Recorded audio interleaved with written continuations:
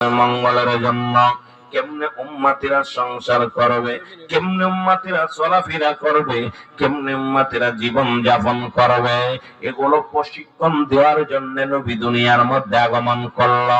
নবী উম্মতের সঙ্গে কথাবার্তা বললো গো। এই জন্য আমার নবী উম্মতিরা রে, আমি নবী দুনিয়ার মধ্যে আগমন করলাম আমার উম্মতের জন্য কল্যাণ স্বরূপ। আবার আমি নবী দুনিয়া থেকে বিদায় হয়ে গেলাম। নবী কফাতি খায়রুল লাকুম মামায়াতি খায়রুল লাকুম। নবী উম্মতিরা রে, আমি নবী দুনিয়া থেকে বিদায় হয়ে গেলাম। আমি নবী দুনিয়া থেকে এ মুসলমান শুনে নাও, এরা আমার নবী ডাকতে বলে উম্মতিরা গো,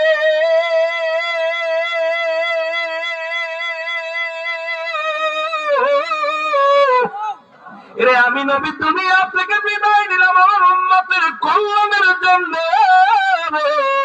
পৃথিবীর মধ্যে যদি কোন উম্মত ভালো কর্ম করে, সঙ্গে সঙ্গে আমি নবী আল্লাহর দরবারে প্রশংসা করি।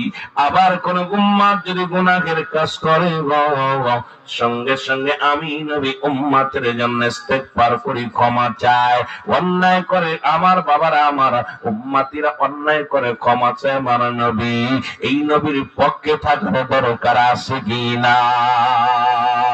আর জোরে জোরে সিল্লা বলেন মারহাবা। আর জোরে জোরে সিল্লা বলা যাবেন আল্লাহু আকবার। এই মদিনা মদিনা আশিক মুমিনের ঠিকানা, বলো না মদিনা।